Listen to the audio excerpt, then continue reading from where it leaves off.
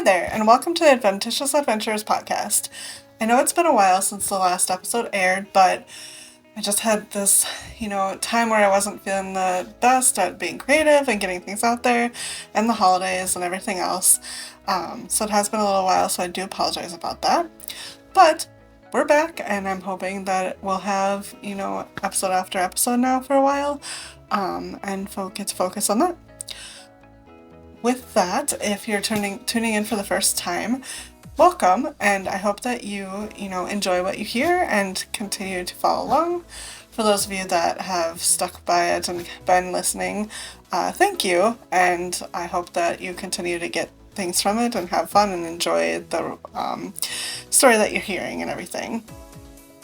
As I've always said, if you are curious, these episodes can be found both on Spotify and on YouTube, and they're also written out in more of a blog-like form at wordpress.com with the same name.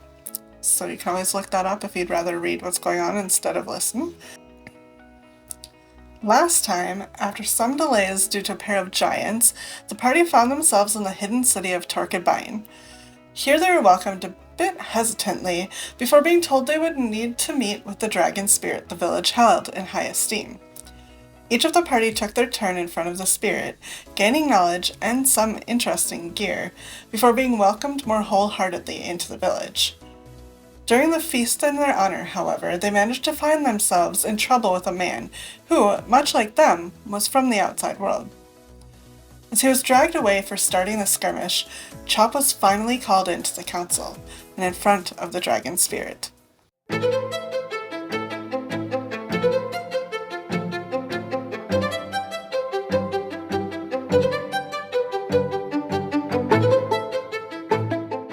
story continues as Chop is urged by the robed individual and the Kenku to follow to the temple and meet with the dragon spirit. As she enters, just like the others, she is met by the three women. They tell her that they are sorry for the delay, but the dragon spirit needed rest, but now is ready to meet with her. Chop seems slightly confused about why a spirit would need rest, but heads through the engraved doorway to the smaller sanctuary. As Chop is led away, the rest of the party puts themselves back together after the skirmish with the dwarven man, and continues to try and enjoy the feast. More purple-robed figures come to them, and once more assure them that they are not in any trouble. They also invite the party to stay as long as they feel like, stating that the outside world is troubling and draining, and they wish to be a place of peace and comfort, away from all of that. While they're taking the robed citizen's message to heart, Chop comes running, seemingly distressed. She tells them that her village is in danger. The dragon spirit apparently told her that her village was under attack, and how branches of her tree were being hurt. Seeing how distraught she is, the party huddles together so they can't be as easily overheard, and discuss what they should do. Everyone seems to have their own opinions, with Malvis supporting going to Chop's village, and Mitchum and Saren agreeing that even if that is not where they end up, they do not think they should stay here. They discuss what they should do with Charmander, considering he is still rather unable to defend himself, but Chop tells them that the dragon spirit told her that part of its spirit will come with us inside Charmander to protect him, and that it also urged that they take him away from the city. Inara asks Chop how far away her village is, and when learning it is days away, seems to be disappointed and distracted. This sparks a discussion about the stone around Inara's neck, and how she hasn't really found anything else, so they should go and support Chop. It makes sense, but it still seems to make her uncomfortable. After some more discussion, in which Mitchum proposes stopping by Wolfwater to help someone close to him there, the party decides to stay for the night and get some rest before heading out. Going back to the small cabins, the party settles in and goes to sleep. Mitchum opens the door to the closet where Charmander had been hiding, and sees that he has made a mess of things. He seems to have been having a good time playing, but is just as happy to see Mitchum coming out and making pleased noises before curling up for the night. While the party is sleeping, they all wake to see they are no longer in the city of Torquedbine, but a different plane of existence altogether. They can all see each other standing there together, but are not sure what exactly is going on. Thinking to test if this is a dream or reality, Malvis goes over to where Mitchum is standing and slaps him across the face. Mitchum feels the pain, but before he can seriously respond, a light in front of them draws their attention. Looking in the direction, the party watches as lightning begins to separate and open the reality around them, just as they all wake up. Unsure of what had just happened, Malvis leaves his cabin and goes to talk to Mitchum. After remembering having slapped him in the dream, he slaps him again just in case, and to make sure they're back to reality. Mitchum is surprised, but mostly because they had shared the same experience. They talk about if they should tell the others about what they saw, and see if they experienced the same thing, but ultimately come to the conclusion that unless someone else says something, they'll keep it between themselves. A few moments later, the rest of the party joins them outside. Before joining the rest of his companions, Mitchum tells Charmander of their plans, and that he talked to the dragon spirit the day before. Charmander says that he had a dream of a dragon while they slept, and that he is not scared because he feels a warmth as if he is being held. He also lets Mitchum know he is happy to help the party as a friend, though is still unsure about Inara. After their talk, Mitchum remembers the red and white orb that he was given, and decides to see if it will indeed work to hide Charmander. As he watches, the dragon goes inside as an energy, staying for a few moments before returning back in Mitchum's presence. He asks what it was like inside, and Charmander tells him it was peaceful and nice, but he would rather travel in Mitchum's pack. He agrees, deciding to use the orb only in emergencies. The party, smelling food, ends up heading over to breakfast that has been set up in the square just as the feast the night before. Chop complains once again about not having any meat, as Malvis and a tired-seeming Inara let her know that not everyone believes in eating animals.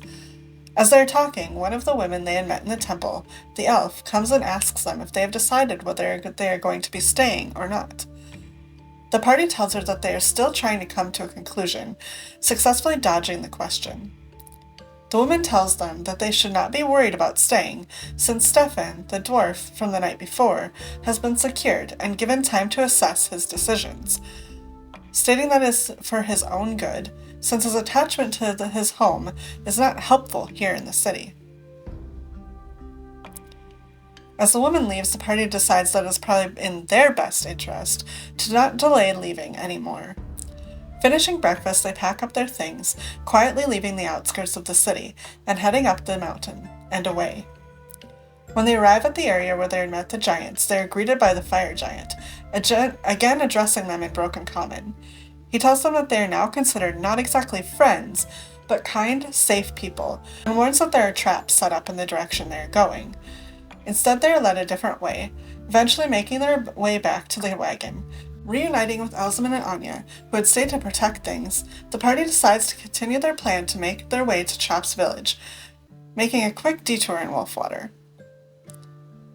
With this decision made, the party begins their journey. Not long into the trip, however, they run across two men leading a group of llamas. The way the men are dressed, it is fairly obvious that they are from some monastery, and as they come closer, Inara realizes that she knows the younger of the two. Getting down off of the wagon, she addresses the man, Harold, saying it has been a long time since she had seen him, and asking if he is heading back to the monastery. He responds as if he is surprised to see her, and informs her that they are, but not the one she had come from. Instead, he tells her that they follow Marcus now, because he helped him find his own strength. Harold says that they were actually looking for her, before going on to say that he is very surprised to see her. Apparently, no one thought that she would actually accomplish the mission that she was given, and that they had heard rumors of the things she had been involved in, and were sure she had given up and turned away.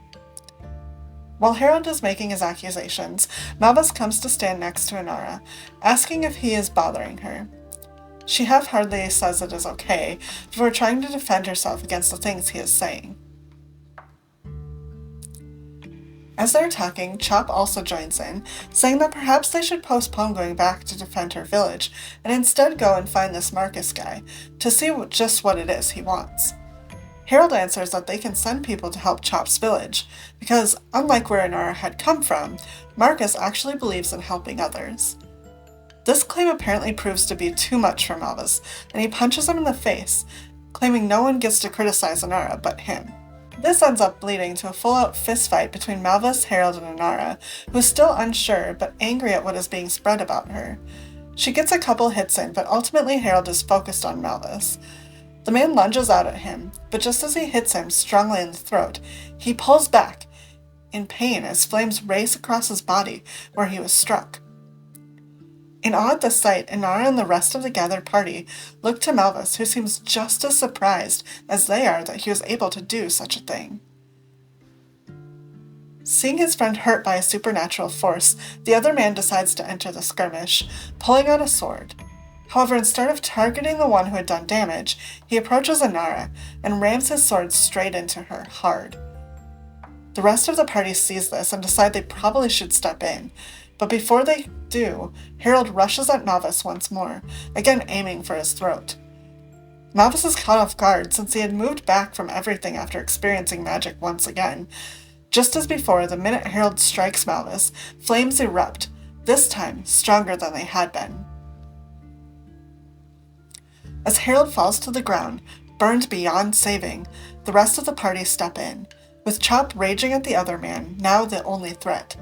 However, instead of attacking once more, the man goes to his friend, falling to the ground beside his body. He admonishes the party for their actions as he gathers Harold's limp form and puts it on one of the llamas. Meanwhile, Malvis has fallen to his knees, distraught and sobbing at the fact he killed Harold. He keeps repeating that he didn't mean to do that, and he didn't know he had the power again. Inara comes beside him, putting her arm around his shoulders, reassuring him before turning to the other man, and saying it was an accident and not their intention. The man just looks in her direction, upset, before turning and heading back down the road. Moments pass, and eventually Saren remarks that though it was not intentional, more people will certainly be looking for Inara and coming after her. She agrees, and after getting Malvis to finally move, they load back into the wagon. Discussing what they should do, the party decides that perhaps they should go south, but they question Inara about what is actually going on, and who exactly this Marcus is. She seems uncomfortable about it all, but eventually tells them that Marcus was one of the other children she grew up with at the Abbey, who went on to train at the monastery as well. She says that they were best friends growing up, and, her face going red, eventually became more than friends as well. She tells them that when she left the monastery on her quest, he came with her, telling her that he would help and accompany her. However, once they had traveled only a short while, he left her in an inn by herself, leaving only an upset and angry note. The party takes this information in, not necessarily sharing how they feel about it all, but seeming to support their companion. After a few moments, Mitchum turns to Malvis, asking how it was that he could use magic. He asks if Ula is somehow back, but Malvis says no, it was the dragon spirit. With this knowledge, Mitchum proposes that perhaps the time has come that they share what happened when they each met with the dragon spirit. The party agrees, and Mitchum shares first, showing them the orb he was given for Charmander. He also tells them that the dragon spirit somehow was able to come with Charmander and accelerate his growth.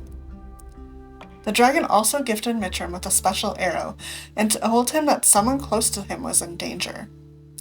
The party gives him some grief, speculating if that someone was Stephanie, before Malvis shares. He tells them that the dragon spirit gave him his powers back, telling him that he is good and wished for him to make his own destiny and be in control. One of the party makes a comment about it not seeming to be under control, but Malvis continues seriously, telling them that he vowed to use the power to stop Ula and protect them all. Chop goes next, showing the party her axes and saying that the dragon imbued them with power that makes them return to her. She also explains that the dragon showed her a vision of a tree and branches, telling her that some of the branches, and her village, were in trouble. Inara speaks up next, telling the party that the dragon gave her a staff that can use Fireball, and told her to believe in herself and her power, and that she should continue on her quest. Saren finishes their discussion, telling the party that he was given a mace, imbued with the power to gain as much healing as the damage he inflicts. Once they're all finished, they continue on to the south, eventually seeing flames and smoke from a camp. Speculating that must be the way they should go, the party steers the wagon in the smoke's direction, unsure of what is to come. As the focus starts to fade, the scene shifts back to the city of Torquebine. Inside the inner sanctum of the Dragon Spirit Temple, the dragon is there, meditating. Suddenly it sees a vision of Chop and a tree associated with her. As the dragon watches, some of the branches grow dark, dying, and leaves start to fall.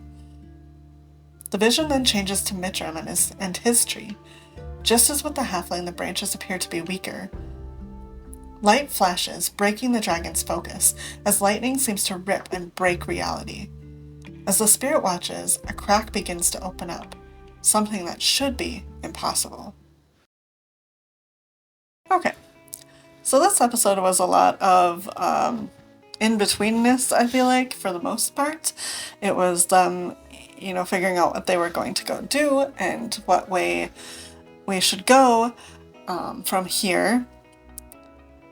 So there wasn't like a ton of things happening, but there was a lot of stuff that unknowingly set up things in the future. So just I may end up casually mentioning spoilers, so I apologize for that. So don't listen to the rest of this if you don't want to get spoiled in any shape, way, or form. But it could allude to a little bit of spoiler territory, so sorry. But yeah, so obviously we have this situation where they came across these members of this monastery that Inara knows, and they explained that they don't follow the monastery that she was with. They follow someone else now.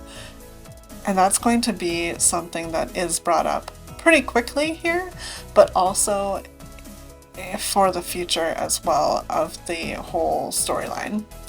Because I think I've said before, Marcus has a bigger part in that that we will see. So that obviously is something that started happening. You also had an important part that that Malvis got his magic back. So he is actually once more able to do more for the party. But there's some implications with that as well.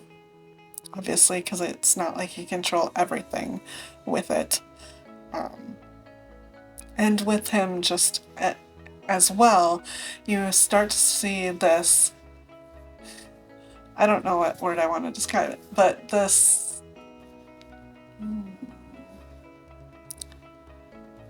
not necessarily jealousy, shall we say, but this almost feeling like he's the only one that can say things about Inara, which proves to be an interesting facet of what's going to be coming as well in their whole relationship. So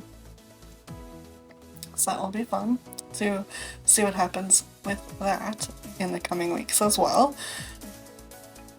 But then the parts that it really did set up are things that we didn't necessarily know what would be affected at this point in time.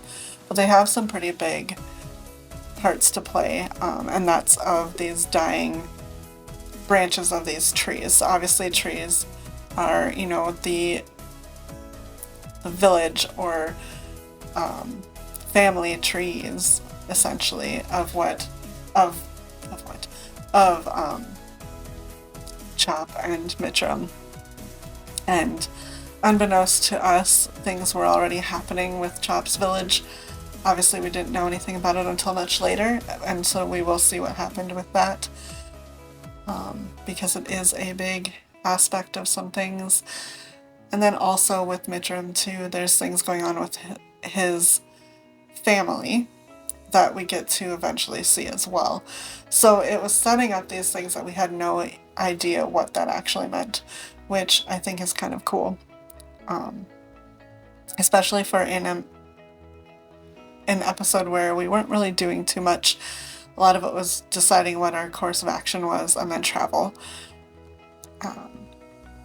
I remember that this was kind of, it wasn't a hard episode, but it was like that whole situation with whilst accidentally killing that guy was kind of like, oh my god. So that was kind of fun to see too. But not obviously fun to see that that guy died, obviously.